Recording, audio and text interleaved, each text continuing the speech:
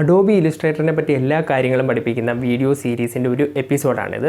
അപ്പോൾ ഇതിൽ വരുന്ന വീഡിയോസും ഇതിൽ വന്നിട്ടുള്ള വീഡിയോസും എല്ലാം ആഡ് ചെയ്ത് ഒരു പ്ലേലിസ്റ്റ് ക്രിയേറ്റ് ചെയ്തിട്ടുണ്ട്.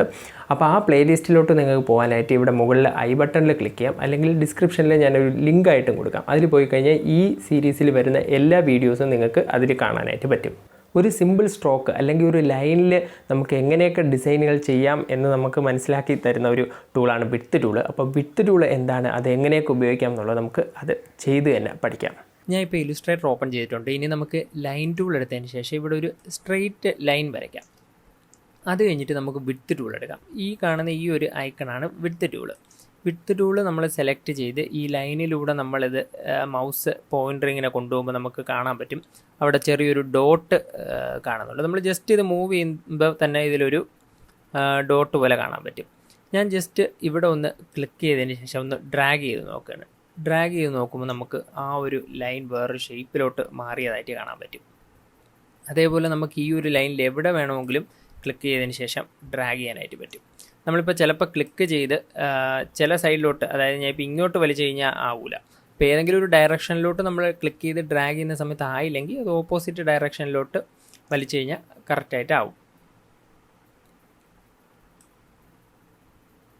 ഇങ്ങനെ നമുക്ക് എത്ര വേണമെങ്കിലും, എത്രയെന്ന ലിമിറ്റൊന്നുമില്ല, എത്ര വേണമെങ്കിലും നമുക്ക് ക്ലിക്ക് ചെയ്ത് നമുക്ക് എത്ര പോയിൻ്റ് വേണോ ആഡ് ചെയ്ത് അത്രയും നമുക്ക് ഈ ഒരു ഷേപ്പിനെ അഡ്ജസ്റ്റ് ചെയ്ത് എടുക്കാനായിട്ട് പറ്റും. അതാണ് ഈ വിഡ്ത്ത് ടൂളിൻ്റെ ഉപയോഗം. നമുക്കിപ്പോൾ ഈ ഒരു പോയിൻ്റ് നമ്മളിവിടെ വരച്ചതാണ്. ഇതിനെ വേണമെങ്കിൽ നമുക്ക് ക്ലിക്ക് ചെയ്തതിന് ശേഷം ഡ്രാഗ് ചെയ്ത് കഴിഞ്ഞാൽ വീണ്ടും അത് അഡ്ജസ്റ്റ് ചെയ്യാൻ പറ്റും. ഞാൻ Ctrl+Z കൊടുക്കാം. ഇപ്പോൾ രണ്ട് സൈഡും കൂടെ ഒന്നിച്ചാണ് അഡ്ജസ്റ്റ് ചെയ്യുന്നത്. ഒന്നും കൂടെ ഞാൻ കാണിച്ചു തരാം. ഇതാ ഇങ്ങനെ ക്ലിക്ക് ചെയ്ത് ഡ്രാഗ് ചെയ്തപ്പോൾ രണ്ട് സൈഡും, ഈ ഭാഗവും അതേപോലെ മോൾ ഭാഗവും ഒന്നിച്ചാണ് അഡ്ജസ്റ്റ് ആയത്. ഞാൻ ഒന്നുകൂടെ അൺഡു കൊടുത്തിട്ട് ഇനിയിപ്പോൾ ഈ ഒരു ഭാഗം മാത്രം എനിക്ക് അഡ്ജസ്റ്റ് ചെയ്യണമെങ്കിൽ ഞാൻ ഓൾട്ട് പ്രസ് ചെയ്തുകൊണ്ട് ക്ലിക്ക് ചെയ്ത് താഴോട്ട് ഡ്രാഗ് ചെയ്യണം. അപ്പോൾ ആ ഒരു സൈഡ് മാത്രമായിട്ട് അഡ്ജസ്റ്റ് ചെയ്തതായിട്ട് കാണാൻ പറ്റും. ഇനി ഞാൻ ഇത് Ctrl+Z കൊടുത്തു. നമ്മളിപ്പോൾ ഈ ഒരു ഷേപ്പ് നമ്മൾ വരച്ച് കഴിഞ്ഞ് നമുക്കിത് ഓക്കെ ആയി. ഞാനിപ്പം സെലക്ഷൻ ടൂൾ എടുത്തതിന് ശേഷം ഇവിടെ കൊണ്ടുവന്നിട്ട് ഷിഫ്റ്റ് പ്രസ് ചെയ്തിട്ട് ക്ലിക്ക് ചെയ്ത് റൊട്ടേറ്റ് ചെയ്യണം. ഷിഫ്റ്റ് പ്രസ് ചെയ്തുള്ള ഗുണം എന്ന് പറഞ്ഞു കഴിഞ്ഞാൽ റൊട്ടേറ്റ് ചെയ്യുന്ന സമയത്ത് 45 ഡിഗ്രിയിലായിരിക്കും റൊട്ടേറ്റ് ആവുന്നത്. ഇല്ലെങ്കിൽ ഇത് എങ്ങനെ വേണം റൊട്ടേറ്റ് ആവും. ഷിഫ്റ്റ് പ്രസ് ചെയ്ത് കഴിഞ്ഞാൽ 45 ഡിഗ്രിയിൽ അത് ലോക്ക് ആവും. ഞാൻ ഇപ്പോൾ ഇതിങ്ങനെ കൊണ്ടുവന്നു. പക്ഷേ ഇതിപ്പോഴും ഒരു ലൈനായിട്ടാണ് കിടക്കുന്നത്, അല്ലെങ്കിൽ ഒരു സ്ട്രോക്ക് ആയിട്ടാണ് കിടക്കുന്നത്. ഇതിനെ നമുക്ക് മറ്റുള്ള പ്രോപ്പർട്ടീസൊക്കെ ഉപയോഗിച്ച് എന്തെങ്കിലുമൊക്കെ എഡിറ്റ് ചെയ്യണമെന്നുണ്ടെങ്കിൽ ഇല്ലെങ്കിൽ ഈ ഒരു സ്ട്രോക്കിന് ചെയ്യാൻ പറ്റുന്ന എഫക്ട്സും കാര്യങ്ങളൊക്കെ നമുക്ക് ഇതിന് കൊടുക്കാൻ പറ്റും. ഇല്ലെങ്കിൽ ഓപ്ഷൻസ് മാത്രമേ ഇതിന് അവൈലബിൾ ആവും. അപ്പോൾ ഇതിന് മറ്റുള്ള കാര്യങ്ങളും കൂടെ അവൈലബിൾ ആക്കി നല്ല രീതിയിൽ എഡിറ്റ് ചെയ്യാനായിട്ട് നമുക്ക് ഈ ഒരു സ്ട്രോക്കിനെ ഒരു ഷേപ്പായിട്ട് മാറ്റണം. അതിന് നമ്മൾ ഒബ്ജക്റ്റിൽ പോയതിന് ശേഷം എക്സ്പാൻഡ് അപ്പിയറൻസ് എന്ന് പറയുന്ന ഓപ്ഷൻ കൊടുത്തു കഴിഞ്ഞാൽ നമുക്ക് അതിനൊരു ഷേപ്പായിട്ട് കിട്ടും. അതിനെ നമുക്ക് മറ്റ് എഡിറ്റ് ചെയ്ത് നമുക്ക് ആവശ്യമുള്ള രീതിയിൽ ഉപയോഗിക്കാനായിട്ട് പറ്റും. നമ്മളിപ്പോൾ ഇത് എക്സ്പാൻഡ് ചെയ്യുന്നതിന് മുമ്പ് ഞാനിപ്പോൾ Ctrl+Z കൊടുത്തു. നമുക്ക് Ctrl+Z കൊടുത്ത് പുറകിലോട്ട് പോകാമെങ്കിൽ പോലും എക്സ്പാൻഡ് ചെയ്യുന്നതിന് മുമ്പ് നമുക്ക് വേണമെങ്കിൽ ഓൾട്ട് പ്രസ് ചെയ്ത് ക്ലിക്ക് ചെയ്ത് ഡ്രാഗ് ചെയ്ത് കഴിഞ്ഞാൽ നമുക്ക് ഇതിൻ്റെ ഒരു കോപ്പി കൂടെ എടുക്കാൻ പറ്റും. വിൻഡോസിൽ ഓൾട്ട്, അതുപോലെ തന്നെ മാക്കാണ് ഉപയോഗിക്കുന്നതെങ്കിൽ ഓപ്ഷൻ പ്രസ് ചെയ്തുകൊണ്ട് ക്ലിക്ക് ചെയ്ത് ഡ്രാഗ് ചെയ്ത് കഴിഞ്ഞാൽ നമുക്ക് അതിൻ്റെ ഒരു കോപ്പിയും കൂടെ കിട്ടും. എപ്പോഴും നമ്മൾ ഡിസൈൻ ചെയ്യുന്ന സമയത്ത് നമ്മൾ ഓരോ ചെക്ക് പോയിൻറ്റ്സിൽ, അതായത് ഒരു ലോജിക്കലി നമ്മളൊരു ചെക്ക് പോയിൻ്റ് എത്തി, അല്ലെങ്കിൽ നമുക്ക് ആവശ്യമുള്ള രീതിയിൽ എത്തി ഒരുവിധം എന്ന് തോന്നിക്കഴിഞ്ഞാൽ നമ്മൾ അതിൻ്റെ ഒരു കോപ്പി എടുത്ത് വെച്ചിട്ട് ബാക്കി എഡിറ്റ് ചെയ്ത് കഴിഞ്ഞാൽ നമുക്കത് പിന്നെ എന്തെങ്കിലും കാര്യങ്ങൾ ചേഞ്ച് ചെയ്യണമെങ്കിൽ അതിൽ ചേഞ്ച് ചെയ്യാനായിട്ട് പറ്റും. ഇതൊരു ബെസ്റ്റ് പ്രാക്ടീസ്, അല്ലെങ്കിൽ ഒരു നല്ലൊരു പ്രാക്ടീസാണത്. എന്നിട്ട് ഇതിനെ വേണമെങ്കിൽ എനിക്ക് എക്സ്പാൻഡ് അപ്പിയറൻസ് കൊടുത്തിട്ട് ഇതിൽ നമുക്കിപ്പോൾ പിന്നെ വേണമെങ്കിൽ ഇത് മാറ്റാതെ തന്നെ നമുക്കിതിൽ പിന്നെ എനിക്ക് തോന്നുകയാണ് വിഡ്ത്ത് ടൂൾ എടുത്തിട്ട് ജസ്റ്റ് ഒന്നും കൂടെ അഡ്ജസ്റ്റ് ചെയ്യണമെന്ന് തോന്നുകയാണെങ്കിൽ നമുക്ക് ആ രീതിയിൽ അഡ്ജസ്റ്റ് ചെയ്യാനായിട്ട് പറ്റും.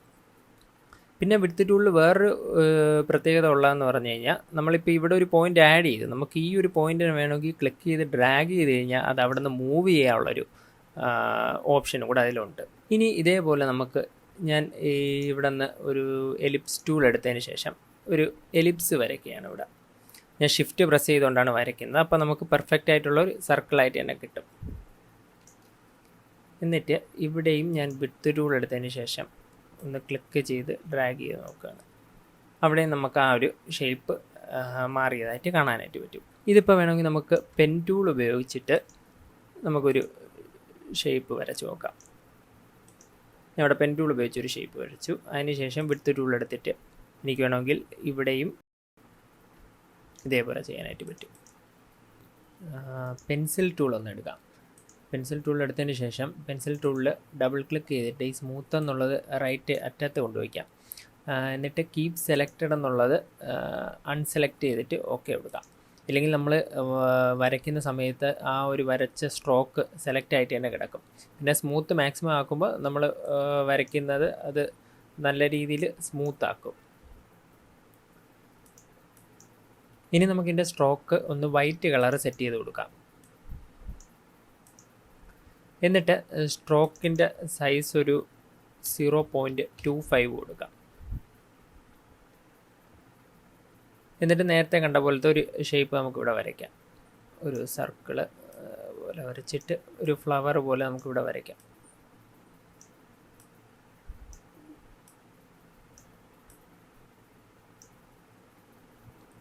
ഇനി നമുക്ക് വിഡ്ത്ത് ടൂള് സെലക്ട് ചെയ്യാം. ഞാൻ കുറച്ച് സൂം ചെയ്യാം. നമ്മൾ ഏതെങ്കിലും ഒരു പാത്തിൽ ക്ലിക്ക് ചെയ്ത് ഡ്രാഗ് ചെയ്യുകയാണെങ്കിൽ നമുക്ക് ആ ഒരു വിഡ്ത്ത് ടൂളിൻ്റെ യൂസ് എന്താണെന്നുള്ളത് മനസ്സിലാവും. നമ്മൾ ചില സമയത്ത് ക്ലിക്ക് ചെയ്ത് ഡ്രാഗ് ചെയ്യുമ്പോൾ അത് മൂവ് ആവാതെ നിന്നിട്ടുണ്ടെങ്കിൽ ഓപ്പോസിറ്റ് സൈഡിൽ ഡ്രാഗ് ചെയ്ത്, അത് ഞാൻ ഇപ്പോൾ ക്ലിക്ക് ചെയ്ത് ഇങ്ങോട്ട് ഡ്രാഗ് ചെയ്തപ്പോൾ ഇത് വർക്ക് ആവുന്നുണ്ട്, തിരിച്ച് ഇങ്ങോട്ട് ഡ്രാഗ് ചെയ്ത് കഴിഞ്ഞാൽ ആവില്ല. അപ്പോൾ നമ്മൾ ഓപ്പോസിറ്റ് സൈഡിലോട്ട് ഡ്രാഗ് ചെയ്താൽ മതി.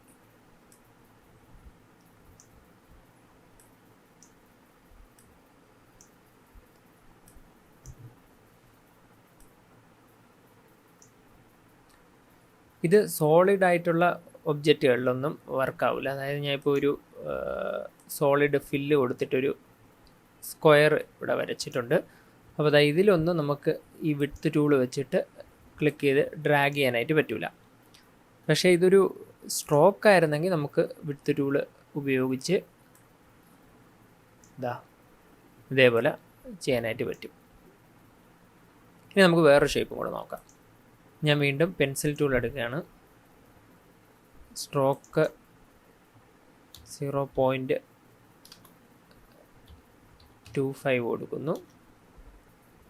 എന്നിട്ട്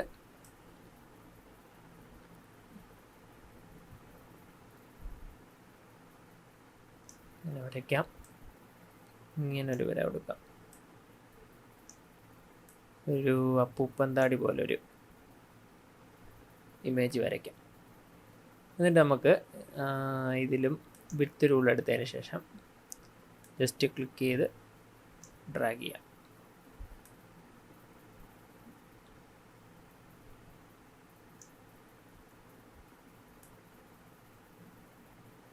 ഇങ്ങോട്ട് ഡ്രാഗ് ചെയ്തപ്പോൾ വരുന്നില്ല. അപ്പോൾ നമ്മൾ ഓപ്പോസിറ്റ് സൈഡിലോട്ട് ഡ്രാഗ് ചെയ്യണം. സിമ്പിളാണ്. നമ്മൾ ഈ ഒരു സ്ട്രോക്ക് കുറച്ച് കൊടുക്കാൻ കാര്യം ഈ ഒരു വിഡ്ത്ത് കുറയാൻ വേണ്ടിയിട്ടാണ്. ഇല്ലെങ്കിൽ നമ്മൾ സ്ട്രോക്ക് കൂടുതൽ കൊടുത്തു കഴിഞ്ഞാൽ ഈ ഒരു വിഡ്ത്തും നല്ല കൂടുതലായിട്ട് തന്നെ വരും.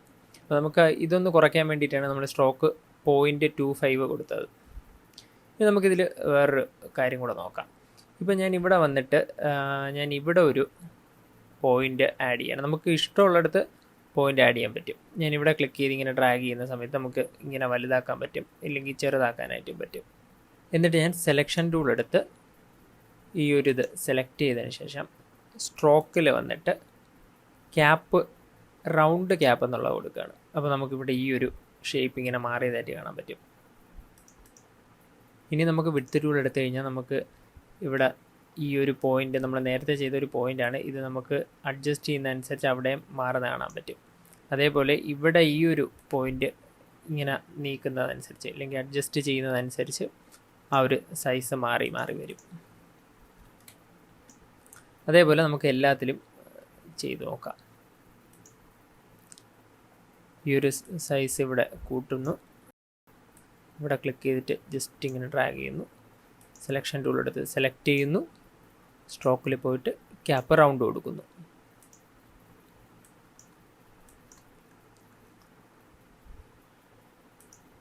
നമുക്കിവിടെ ഈ ഒരു പോയിൻ്റ് ആഡ് ചെയ്തതിന് ശേഷം വേണമെങ്കിലും ഇതിനെ അഡ്ജസ്റ്റ് ചെയ്യാം.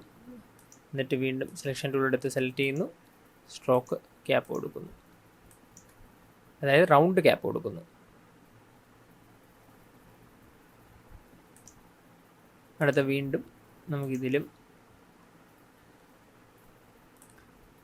ഇത്തിരി അഡ്ജസ്റ്റ് ചെയ്ത് വലുതാക്കാം. ഇവിടെ ചെറുതായി കൊടുക്കാം.